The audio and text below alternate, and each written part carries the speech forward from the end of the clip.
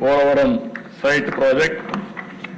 ఇప్పుడు ఇది మీకు బ్రాడ్గా చూపించినప్పుడు ఏ విధంగా ప్రిపేర్ చేసి చూపించాం, 10 ప్రిన్సిపల్స్ చూపించాం, మిగిలిన ఫ్యామిలీ వ్యవస్థ ఇవన్నీ కూడా చెప్పాం, ఏ విధంగా భవిష్యత్తులో ముందుకు పోవాలో చెప్తూనే ఇప్పుడు యూస్ కేసెస్ కూడా ఏ విధంగా మనం ఈ 4 నెలల పాలసీల వల్ల ఏమేం చేసాం అవి కూడా మీకు చూపించాం. ఈరోజు భవిష్యత్తులో మానిటరింగ్ మెకానిజానికి leadership council, steering committee, state లెవెల్లో ఒక విజన్ మేనేజ్మెంట్ యూనిట్ పెడుతున్నాం.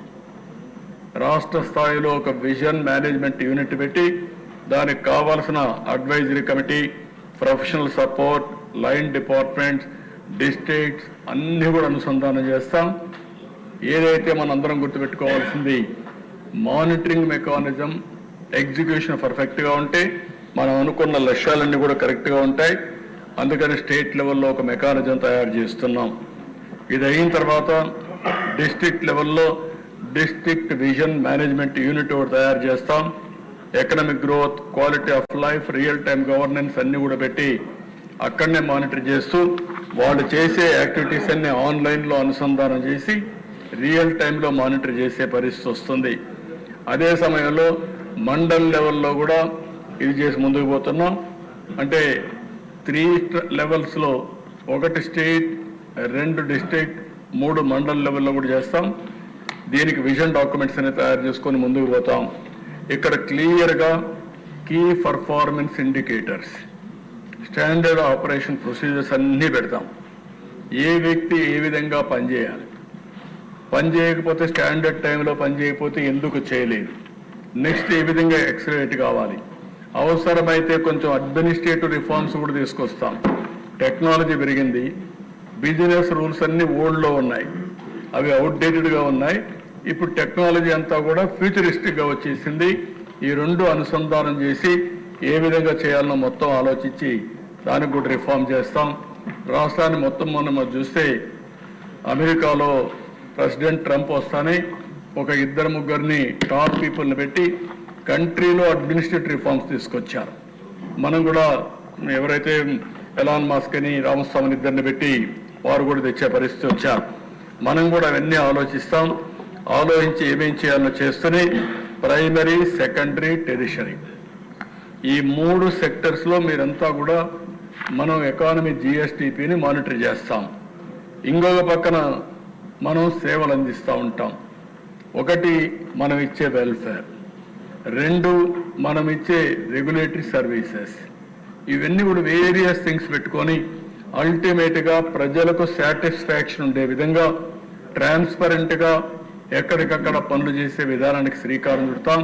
దీనివల్ల చాలా వరకు ఒక పాజిటివ్ అట్మాస్ఫియర్ క్రియేట్ అవుతుంది. ప్రజలు కూడా ముందుకు వచ్చే పరిస్థితి వస్తుంది. అదే మరి ఎక్కడికక్కడ క్లియర్ మెజరబుల్ ఆబ్జెక్టివ్స్ పెట్టుకుంటూనే, అదే మరి ఇంకొక పక్కన మీరు చూస్తే division and roles and responsibility అక్కడ డిస్ట్రిక్ట్, మండల్ లెవెల్కి తీసేపోయి అన్ని ఏరియాల్లో జవాబుదారీతనం తీసుకొస్తాం. రేపు రాబోయే రోజుల్లో ఒక ఆఫీసర్, ఇప్పుడు నేను చూస్తున్నాను, మానవతా దృక్పథంతో హ్యూమన్ యాంగిల్లో మీరు ఆలోచించి సమస్యల పరిష్కారం చేయమంటే మనం ఒక పిటిషన్ పంపిస్తే ఆయన పైకి పంపిస్తాడు, అంటే కిందికి పంపిస్తాడు, డిస్పోజ్ అయిపోయింది అంటాడు. ఇది కరెక్ట్ డిస్పోజల్ కాదు. డిస్పోజల్ అంటే ఆ సమస్యకు పరిష్కార మార్గం చూపించడం, హ్యూమన్ యాంగిల్లో ఆలోచించడం. అంతేకాకుండా పక్క వాళ్ళకు పంపిస్తే మళ్ళా అతను తిరుగుతానే ఉంటాడు. 5 ఏళ్ళు, 10 ఏళ్ళు, 20 ఏళ్ళు తిరుగుతున్నారు. జీవితాంతం తిరిగే పరిస్థితి వచ్చారు. తిరిగి విసిగిపోయి కొంతమంది జీవితాలు వదులుకునే పరిస్థితికి వచ్చారు. కొంతమంది అయితే లిటిగెంట్స్గా తయారైపోయి సమాజం పట్లనే అసహించుకునే పరిస్థితికి వచ్చారు. అందుకే దీనికి ఎక్కడో ఇక్కడ పరిష్కార మార్గం పెట్టాలి. నేను అదే ఆలోచిస్తున్నా. టెక్నాలజీ ఒక హ్యాండీగా వచ్చింది, దీన్ని కూడా ఉపయోగించుకుందాం. ఉపయోగించుకుని నేను రాష్ట్రంలో ఉండే అధికార యంత్రాంగానికి పిలిపిస్తున్నాను. ఈ రాష్ట్రం బాగా నష్టపోయాం.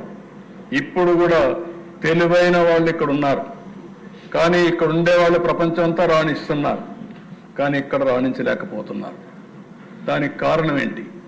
ఈరోజు దక్షిణ భారతదేశంలో తక్కువ జిఎస్టిపి వచ్చే రాష్ట్రం, తక్కువ ఆదాయం వచ్చే రాష్ట్రం, తక్కువ తలసరి ఆదాయం వచ్చే రాష్ట్రం ఆంధ్రప్రదేశ్ రాష్ట్రం. ఇది ఏమాత్రం కూడా ఆమోదయోగ్యం కాదు. దీన్ని మనందరం కూడా ఆలోచించాల్సిన అవసరం ఉంది. అదే మాదిరిగా అధికార యంత్రాంగాన్ని కూడా కోరేది మానవతా దృక్పథంతో ఆలోచించండి. ఆలోచించి సమస్యల పరిష్కారానికి మీరు ముందుకు రండి. అందరం కలిసి పనిచేద్దాం. అందరికీ గౌరవించే విధంగా ఒక వ్యవస్థను తీసుకొస్తామని చెప్పి కూడా నేను మీకు తెలియజేస్తున్నా. డిసెంబర్ 1 నుంచి నేను కూడా గేర్ మార్చాలనుకుంటున్నా. 6 నెలలు అయింది, చెప్పాను, రోడ్ మ్యాప్ ఇచ్చాను, పాలసీలు ఇచ్చాం. ఇంకా జవాబుదారీతనం తీసుకొస్తూనే ఎక్కడికక్కడ ప్రజా చైతన్యం ద్వారా మళ్ళీ నెక్స్ట్ లెవెల్ ఆఫ్ అడ్మినిస్ట్రేషన్ తీసుకెళ్తానని చెప్పి కూడా ఈ సభ ద్వారా మీకు అందరికీ తెలియజేస్తున్నా. ఇవి చేస్తూ ఈరోజు ఇంత మునుపు చేశాం. We have done it before, we will do it again. ఇది అసాధ్యం కాదు. మనం చేసిన పని ఈరోజు మీరు చూస్తే హైదరాబాద్ ఒక ఎగ్జాంపుల్, తెలుగు కమ్యూనిటీ ఒక ఎగ్జాంపుల్, తెలుగు డయాస్పోరా ఎన్ఆర్ఎస్ ఒక ఎగ్జాంపుల్. ఇవన్నీ కూడా ఉన్నప్పుడు మనం ఈ రాష్ట్రంలో చేయాలంటే ఒక పాలసీ మేకర్స్గా, ప్రజాప్రతినిధులుగా ప్రజలిచ్చిన మన అధికారాన్ని సద్వినియోగం చేసుకుని ఒక చరిత్ర రాయడానికి శ్రీకారం చుట్టవలసిన బాధ్యత మన మీద ఉంది. దానికోసం మీరందరూ ముందుకు రండి. ఎప్పటికప్పుడు ఈరోజు నేను చెప్పినట్టన్నీ రాష్ట్రానికి నేను ఆలోచిస్తే మీ అందరి మీద మీ నియోజకవర్గం యొక్క బాధ్యత ఉంది. నాకు కూడా నా నియోజకవర్గం బాధ్యత కూడా ఉంది. నా నియోజకవర్గాన్ని నేను అభివృద్ధి చేసుకుని రాష్ట్రం కోసం ఒక ప్రణాళిక తయారు చేశాం. ఇక్కడే డిప్యూటీ సీఎం గారు ఈరోజు లేరు కానీ వారికి కూడా చెప్పాం. జనసేన, బీజేపీ, తెలుగుదేశం శాసనసభ్యులందరూ ఉన్నాం. మనందరి సమైక్య బాధ్యత, సంయుక్త బాధ్యత. ఏ విధంగా మనం నియోజకవర్గాలను అభివృద్ధి చేద్దాం, పోటీ చేసి అభివృద్ధి చేద్దాం. ఆల్ ఇండికేటర్స్లో మనం ముందుంటామో దానికి శ్రీకారం చుట్టండి. మీకు పూర్తిగా సహకరించే బాధ్యత ఒక లీడర్గా, మీ యొక్క టీం లీడర్గా నా బాధ్యత. దాన్ని ఉపయోగించుకోవడం మీ అందరి యొక్క బాధ్యత మరొకసారి తెలియజేసుకుంటూ ఈరోజు మనం పెట్టిన విజన్ 2047, ఆ రోజు విజన్ అంటే నవ్వారు. ఇప్పుడు నవ్వేవాళ్ళు లేరు. ఎందుకంటే నవ్వితే ప్రజలు అసహించుకుంటారు. అప్పుడు ప్రజల్ని మభ్యపెట్టడానికి ఈయన విజన్ మాట్లాడుతున్నాడు, 420 అని మాట్లాడే పరిస్థితికి వచ్చారు. కానీ ఈరోజు అన్నీ కూడా ప్రూవ్ అయినాయి, ప్రూఫ్ ఆఫ్ కాన్సెప్ట్ ఉంది, అందరూ యాక్సెప్ట్ చేసే పరిస్థితికి వచ్చారు. నేను ఒకటే చెప్తున్నా, ఏది అసాధ్యం కాదు, సాధ్యం. అది సాధ్యం చేయడానికి మనం ముందుకు పోతున్నాం. అదే సమయంలో మీరు అనుకున్నంత ఈజీ కాదు. ఆ విషయం కూడా నేను చెప్తున్నా ప్రజలందరికీ. డబ్బులు 10 లక్షల దగ్గర 9,74,000 కోట్ల రూపాయలు అప్పు కట్టాలి, సర్వీసింగ్ చేయాలి, సంపద సృష్టించాలి, ఆదాయాన్ని పెంచాలి. పెంచిన ఆదాయం సూపర్ 6 కానీ, అదే సమయంలో మనం ఇచ్చిన ఎన్నికల మేనిఫెస్టోలో ఇచ్చినటువంటి హామీలు కానీ నెరవేర్చాలి. మళ్ళీ మనం అభివృద్ధికి డబ్బులు ఖర్చు పెడితేనే మళ్ళా సంపద సృష్టిస్తాం. కాబట్టి అంత ఈజీ అని నేను చెప్పను, కానీ అసాధ్యం మాత్రం కాదు. కేంద్రం సహకరించాలి. ఒకప్పుడు మీరు చూస్తే ఏదైతే అమరావతిని పూర్తి చేస్తుంటే ఈ రోజుకి అమరావతిలోనే ఒక 10,000, 15,000 కోట్ల రూపాయలు సంవత్సరం ఈ రాష్ట్రానికి ఆదాయం వచ్చేది. ఈరోజు తెలంగాణ రాష్ట్రానికి ఆదాయం ఎక్కడ వస్తుందంటే హైదరాబాద్లో వస్తుంది. కర్ణాటక రాష్ట్రానికి ఆదాయం ఎక్కడ వస్తుందంటే బెంగళూరు నుంచి వస్తుంది. తమిళనాడుకు ఆదాయం ఎక్కడి నుంచి వస్తుందంటే తెలంగాణ చెన్నై నుంచి వస్తుంది. అంటే అలాంటి రాజధాని చేసి 3 ముక్కలు ఆటాడి 5 సంవత్సరాలు క్రూషియల్ టైంని పూర్తిగా దుర్వినియోగం చేసే పరిస్థితికి వచ్చారు.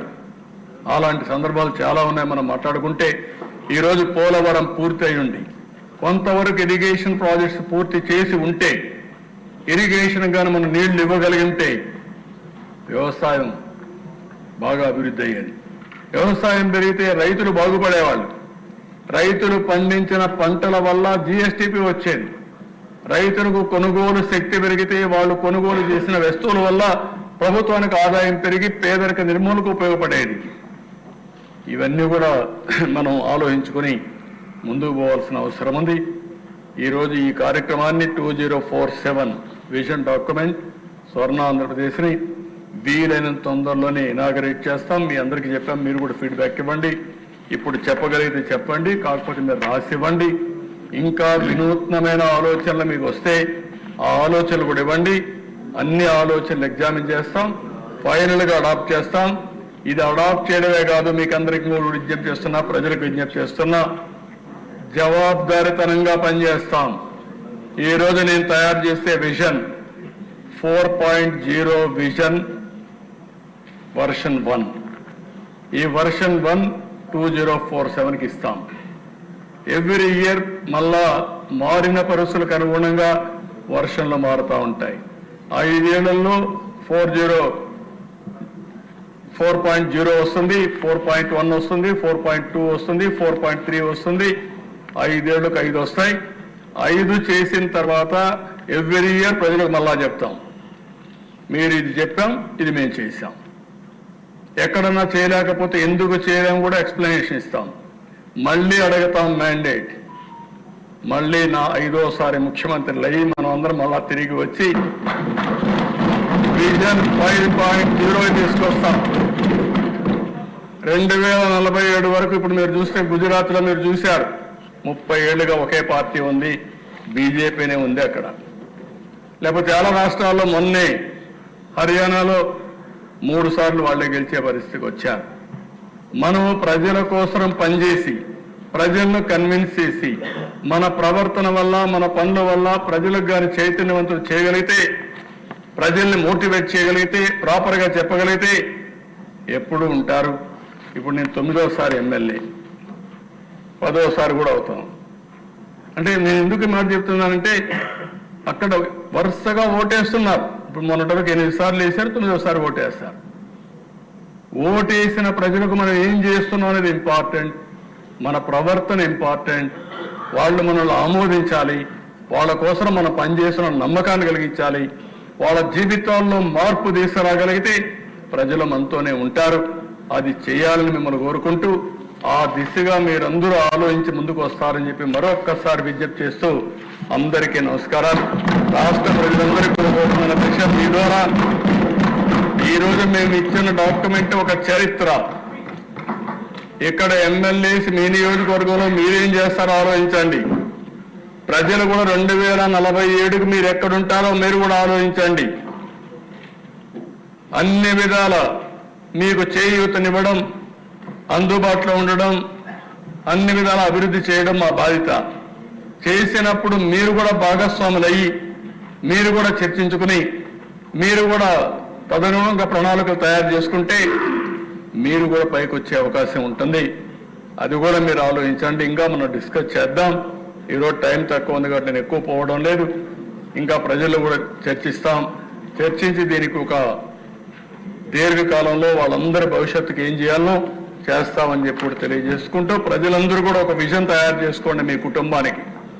2047కు మా కుటుంబం ఇక్కడ ఉండాలి అని మీరు ఒక ఆలోచన చేయండి. ఆ ఆలోచన చేయగలిగితే అది వినూత్నమైన మార్పులు తీసుకొస్తుంది. మీ కుటుంబం యొక్క ముఖ చిత్రమే మార్చే పరిస్థితి వస్తుంది. ఇది కూడా ఆలోచించాల్సిందిగా కోరుకుంటూ, ఇది ఒక చరిత్ర దిశ, దానికోసం ఇది ఇచ్చాం. దీన్ని పూర్తిగా మీరు సహకరించిన దానికి మీకు ఎమ్మెల్యేలందరూ విన్నారు. ఇంకేదైనా డౌట్స్ ఉంటే చెప్పండి. ఒక 5-10 నిమిషాలు. మీరందరూ కూడా తొందరలో ఉంటారు. ఈరోజు ఇంటికి పోవాలని